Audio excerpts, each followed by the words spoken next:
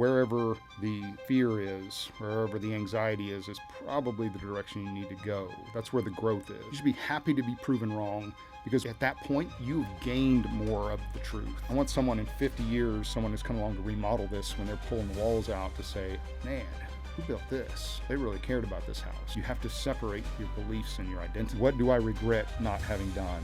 I would give up everything else. If that was the only thing I could have, I would gladly, without hesitation, trade all of it.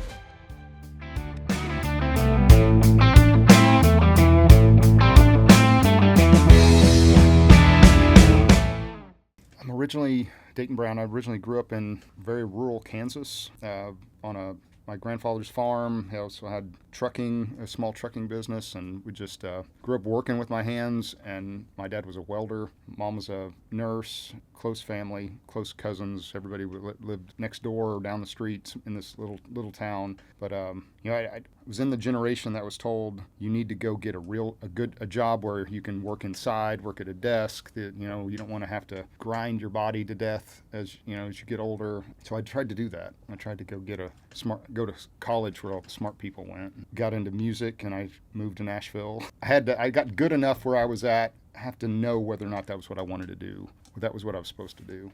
It was good enough I needed to answer that question. So I moved down here, and I chased that for a few years and realized that as much as I enjoyed it, I didn't want to do it all the time. It wasn't what really lit me up, and that was what was necessary. I realized all the friends of mine who were able to keep going and eventually get record deals and do well and whatnot, that biggest difference, I was talented enough. They were probably better, but I was good enough, but I didn't enjoy it enough. I didn't want to do it.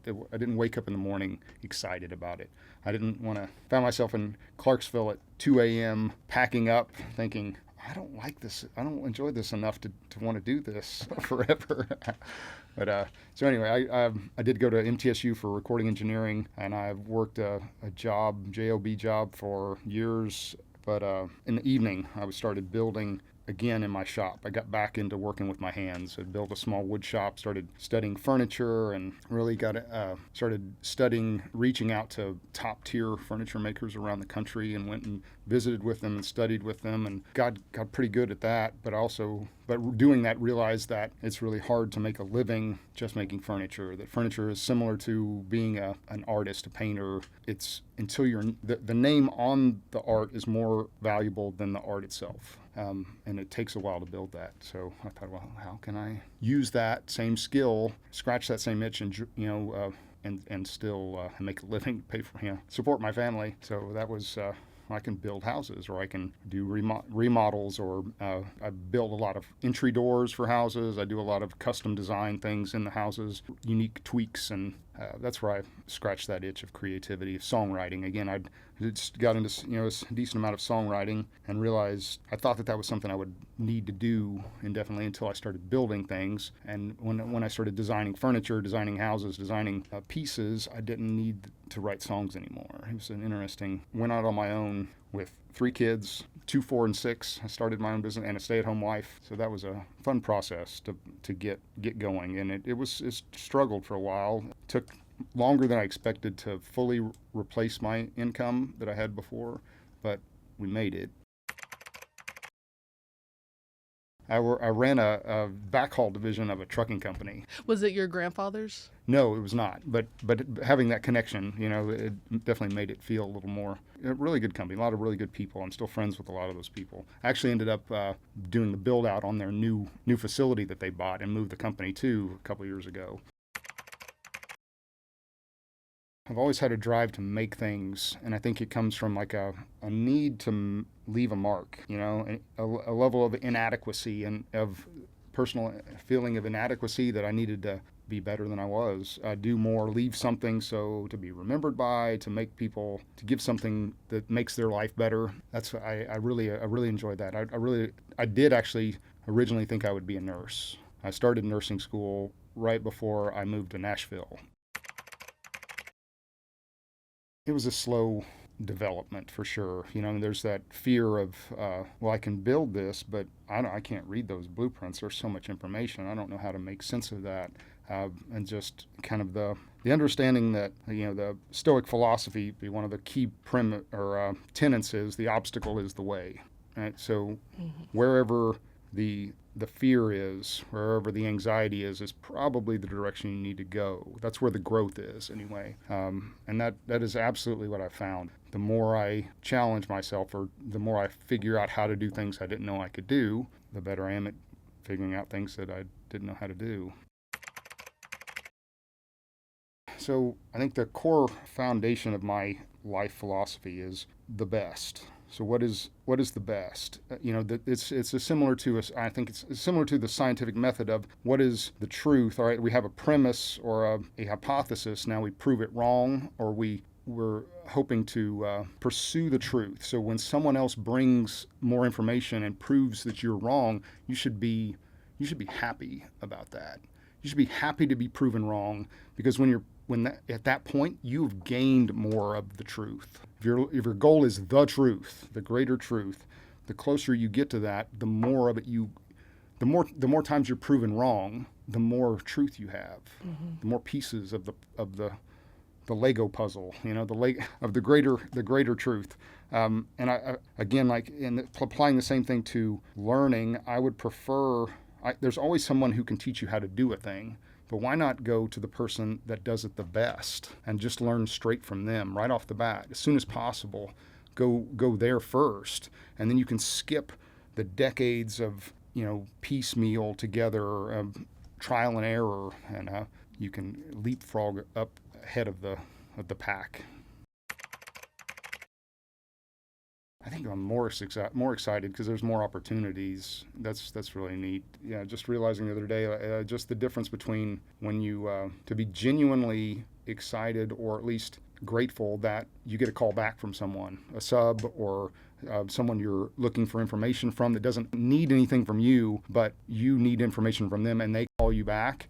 Like, to be genuinely appreciative of that, and it changes the dynamic of how you speak to them. Even if it is a couple days late, they still got back to you. I'd say people that have a good understanding of the greater good, don't have a lot of patience for pettiness. Kind of difficult to put into words, I guess, of how to read that, but relatively good at it. I mean, so far we've had pretty good luck overall with really good clients. People that really care about the best for the house and the best for longevity of it. It's not about, you want to have a beautiful house with elegant details and well executed, trim and built-ins, and all those things are absolutely important, but they're not more important. They're just a piece of the puzzle. And if it's the lipstick on a pig thing, it doesn't matter how beautiful your appliances and your cabinets and your trim is if it's built on a poor foundation. I mean, the foundation is the last thing you want to skimp money on, by far the last thing.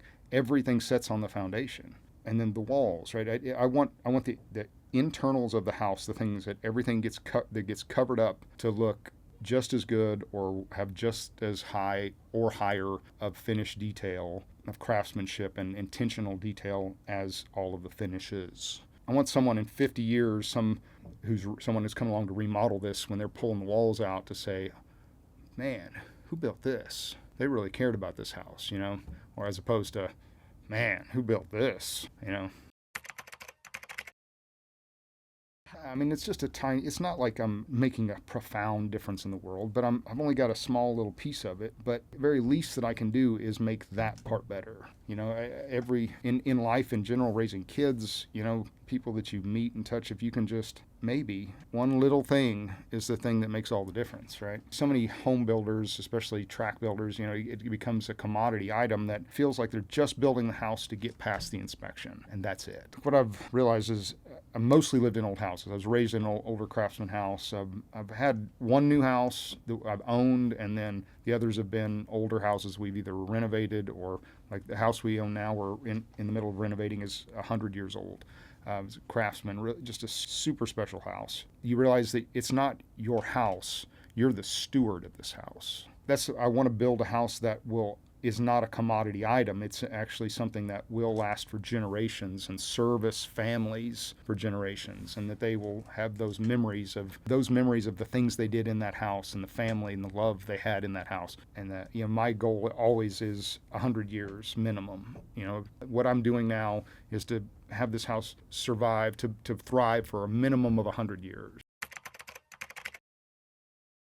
The truth is, a really well-built house doesn't have to cost much, if anything, more. It's about paying attention to details, paying attention to how the foundation is formed, paying attention to how it's insulated, how it's air sealed properly, how it's going to ventilate properly, roof details, how it's going to manage water effectively. All those things, it doesn't cost that much. It just takes a little more. It doesn't really even take any more time, much more time. It just takes paying attention. Just like everything else in life, if you just pay attention to it on a daily incremental basis, hard things become really pretty easy overall. My job is not to do everything better, it's to tie it all together. My job is to find the people that do all those things better than me and let them do it and just make sure that it all fits.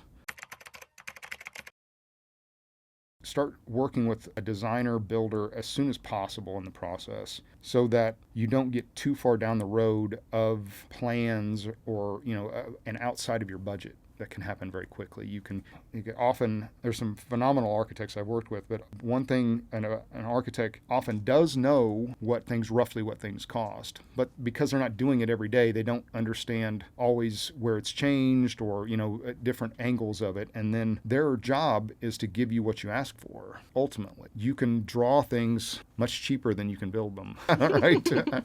So collaborating with a good builder, a good GC, along with the architect throughout the process.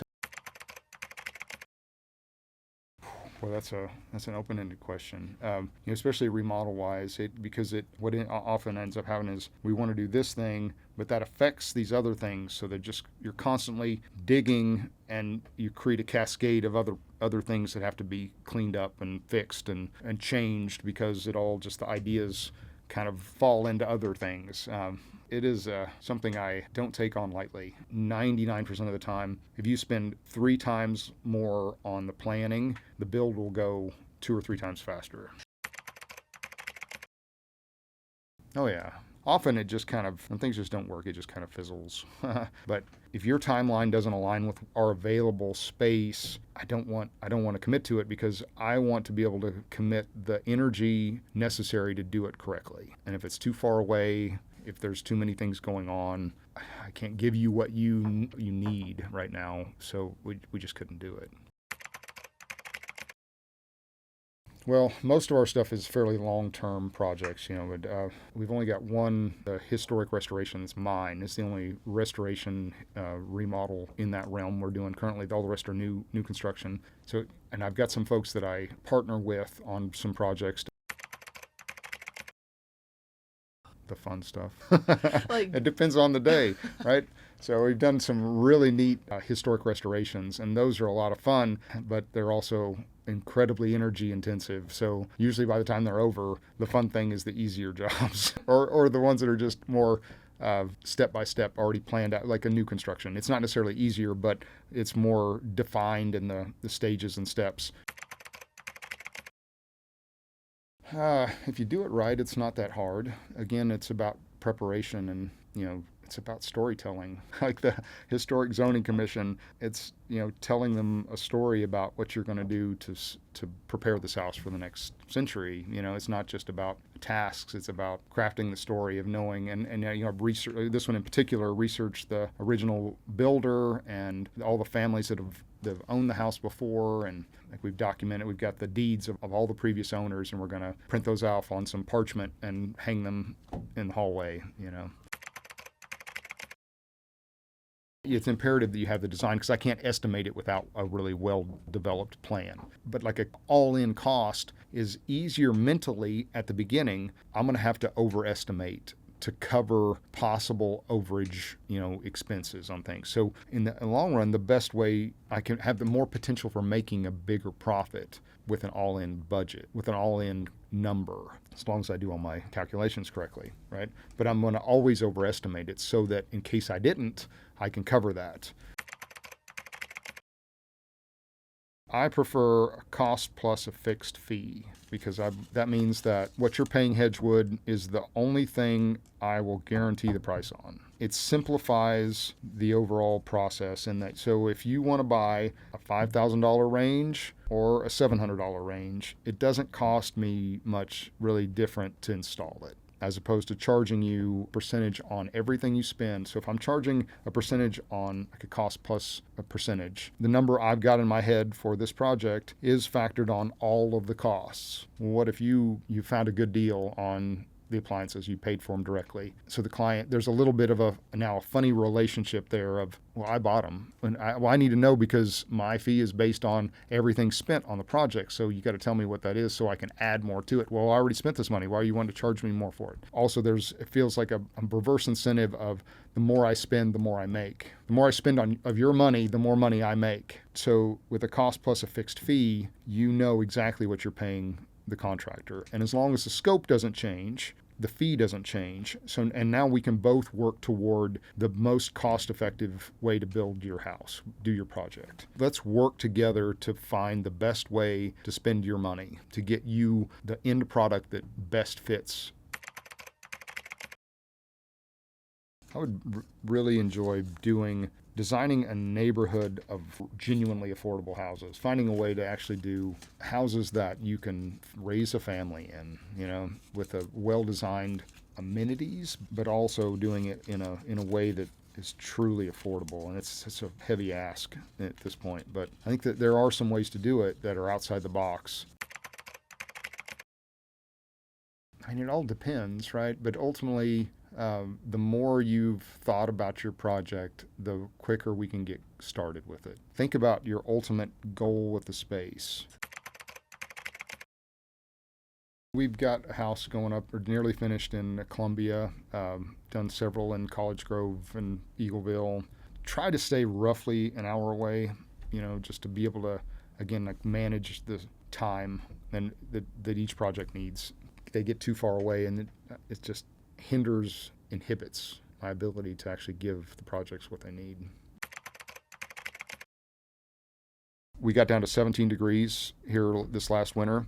So the house is about 3,000 square foot. It's spec'd out for 2.5 tons of heating and cooling, which is two mini split systems, ducted mini split systems. One is 1 ton, one is 1.5 ton, the way the house laid out. Well, during that time, we had the 1 ton unit running just to keep the edge off. When it was 17 degrees, I came to check on the house early in the morning, and it was still in the teens. The house, we'd set the thermostat at 60 degrees. It was, with one unit running, it was at 60 degrees. Hopefully we've figured that out in the drawing phase, design phase, right? And then I haven't really had that. I guess we haven't had that exact issue.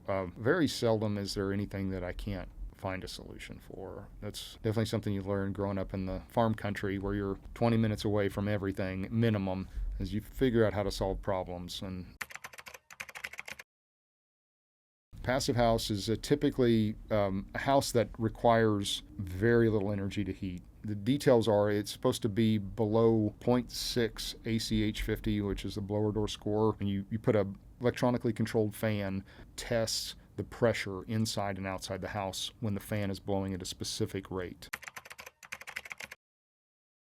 Lots and lots of detail. That one was an excessive amount of details, but it is essentially a Yeti cooler. It's got insulation underneath, on the walls, outside exterior insulation, rigid foam insulation, underneath the slab, up the walls, all over the roof, and then a rock wool on the inside walls. So there's no spray foam of any kind, just rigid foam on the exterior of the house. If you're not controlling it, depending on the material you're using in the house, are you using spray foam? So spray foam, whenever possible, I stay away from it, because if it's not done exactly right, it will off-gas forever. I don't know, you know that new car smell? New car smell is chemicals off-gassing from all the plastics. That's what you're breathing. Your house will do the same thing. The reason the carpet smells like new carpet is because it's off-gassing chemicals. You need to manage that. That air is something to pay attention to too. So over-tight house without someone who's paying attention to it, if you get it too tight, you can create ripple effect problems that'll trap moisture in the walls. If it's not insulated correctly.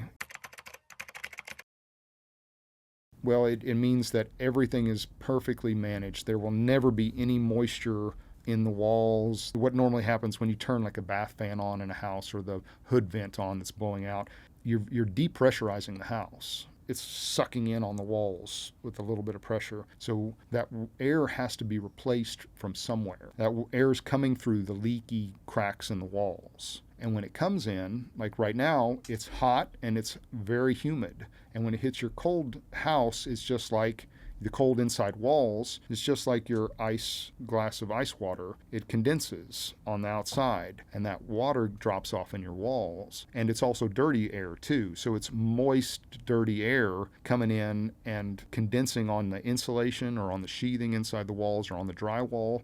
And if it's bad enough, you will very quickly start to form mold. And if it's really bad, it'll get to the point that it can create black mold, which can hurt almost everybody. It's not just about a sensitivity thing. It's dangerous for anyone to get that into your lungs. When you've got a really tight house, you have to manage the air. You still need fresh air, but you know exactly where it's coming from because now it's filtered. All that fresh air that's coming in through the house is circulating. It is managed and brought in through a filtered system, and so you've actually got far better air.